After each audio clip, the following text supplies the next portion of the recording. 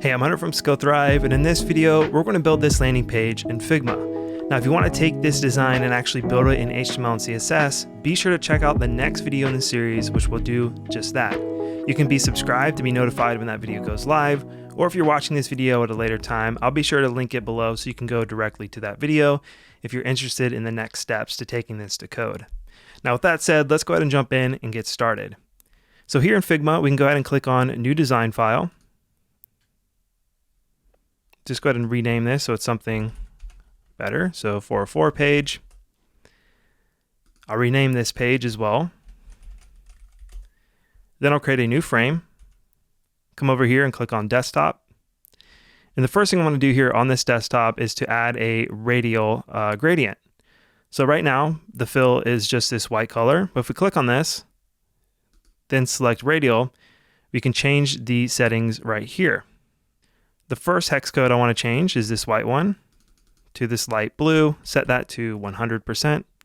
Then the next color I want to set is this one here. So we'll change that hex code and then make sure that it's 100%. Okay, so now we have the radial gradient created. Let's go ahead now and let's work on the text. And the last thing we'll do is actually add the noise to this in order to get that static electricity or that static white noise effect. So we'll hit T to create a new text layer, and I'm just going to go ahead and just type something out for 404. And by default, we have this enter font. So I'm just going to select this. And the font we're using on this project is Fira Sand. And let's go ahead and make this extra bold. Bump this up to 128 pixels. We'll set the line height to 128 pixels. And let's go ahead and change the color while we're at it. And that hex code is the following. So let's go ahead and save that. Okay, so now we have this new text style. We also have this color that we're going to be reusing. So let's go ahead and make these text styles and color styles. So now that I'm already on the color, we can click on this icon to create a new color style, and then this plus icon. We'll call this one gray, then a slash, and 50. Now, if you've watched my other videos, you will know what this slash is for, but essentially what this does is it tells Figma to group these together in like this folder structure. So we'll say create style. If we just click on the canvas, we'll see our styles. We'll see how it's grouped under gray, and we can see that right here. So now let's go ahead and select this text style again. And let's go ahead and group this into its own text style. So very similar, click on this icon, then text style. And then you'll want to go ahead and give this a name as well. Now I like to name this something like text, then a slash, the size, so 9XL. We'll say the what type of weight it is. So this is extra bold.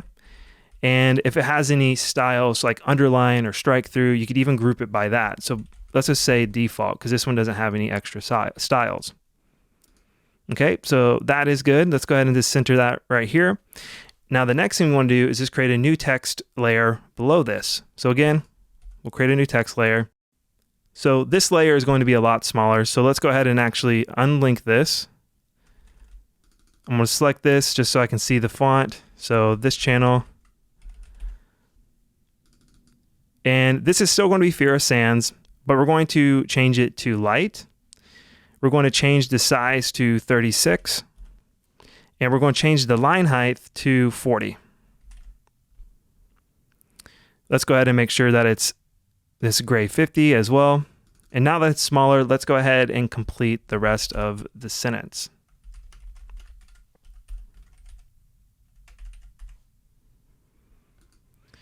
Okay, so now that we have this, we have a new text style. So let's go ahead and make sure that we group this or create this style.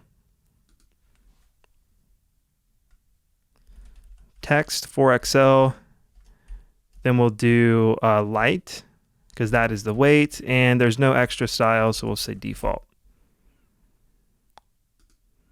Okay, so now that we have that, the next thing we need to do is we want to put a strike through on this one. But right now, this is taking this style right here. So what we want to do is we actually want to unlink that, then come down here to this icon and click on right here to create a strike through.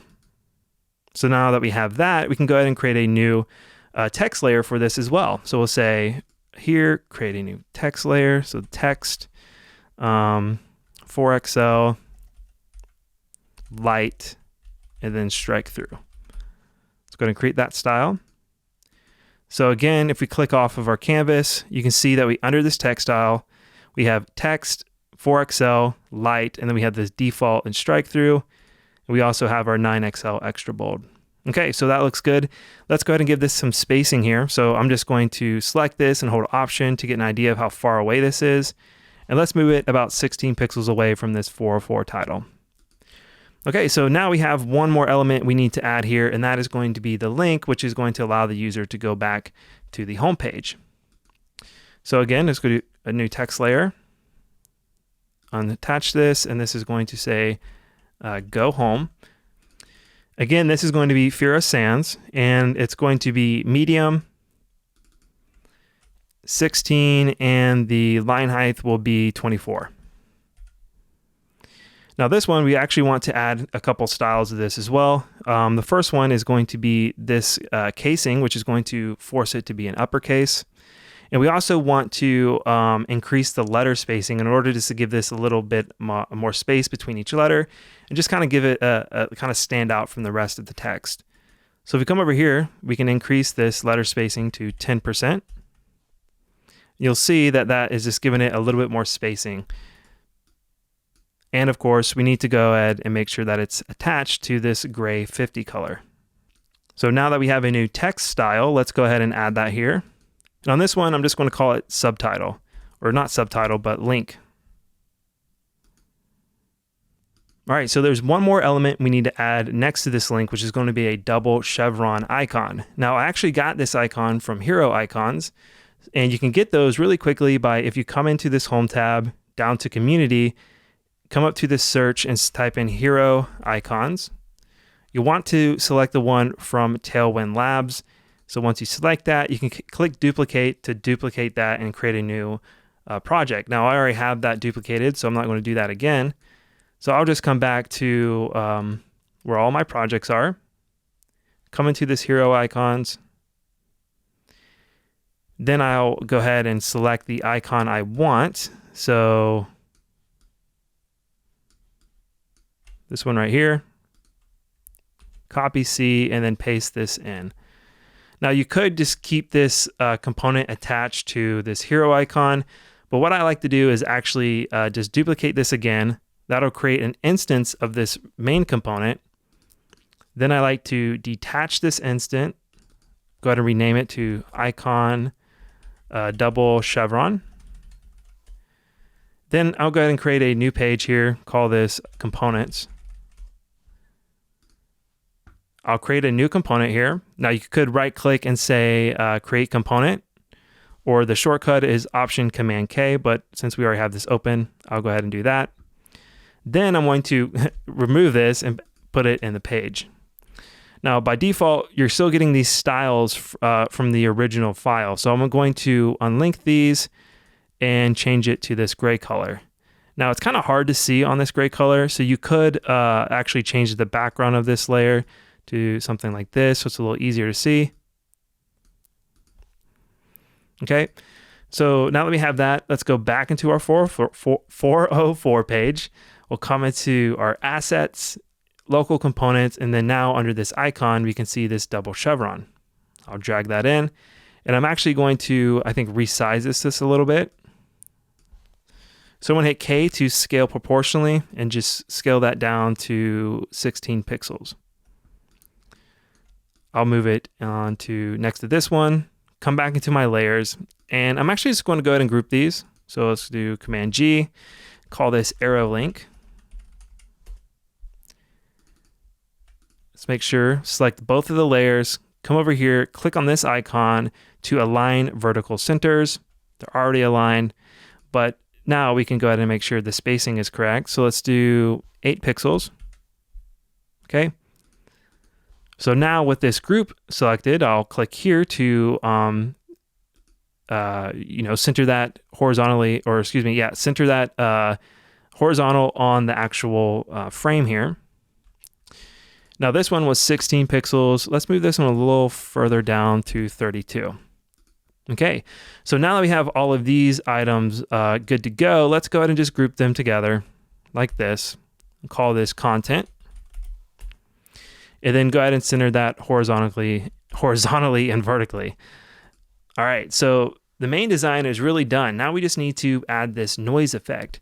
Now I kind of was curious how I would actually do this because I've actually never created noise in Figma before, but actually there's a plugin that makes it really simple to do. So again, just like we did for Heroicons, we'll come into this home icon, down to community, and we'll search for noise. And there's this great plugin, literally called Noise, which you can install in order to create this type of effect. Now, again, I already have this installed, so I'm just going to come back to my page here, come up to plugins, and then come down to noise. Now, by default, I already have the settings that I just used. I created a 1400 by 40 width canvas and then a height of 1200. I adjusted my density to a value that I liked. Same with contrast and scale. I actually kept those down, and I actually clicked on inverted. So if you click here, you'll see that it creates this noise layer, which is essentially what we wanted, right? It's just a little too strong. Now it looks like I actually made this a little too big. Let's do, again, I'm coming to the plugin, and it was 1200, do 1024 on the height. Click on this plus. Now we'll have one that's actually sized to the frame. All right, so again, this is a little too bit of a strong effect. So what I can do is select this layer, which let's go ahead and rename this to noise. Make sure it's in this desktop. And we can go ahead and drop the layer pass through to 35%. So if we zoom in here, you'll see that it's a lot more subtle. And if we could just toggle this on and off, you'll get that effect. Now, you'll notice that I actually put this noise layer over the content. And this is actually how we're going to be coding it, but it's a little weird when you have layers on top of other layers in Figma. So for example, let's say for instance, this layer, if we came in and tried to click on this and drag it, you'll see that clicks the noise layer because that's on top. So what you could do is you could lock this, which solves that problem now. So we can actually select these layers. And because this one's locked, it's going to go ahead and jump to the next selectable item, which is this content grouping.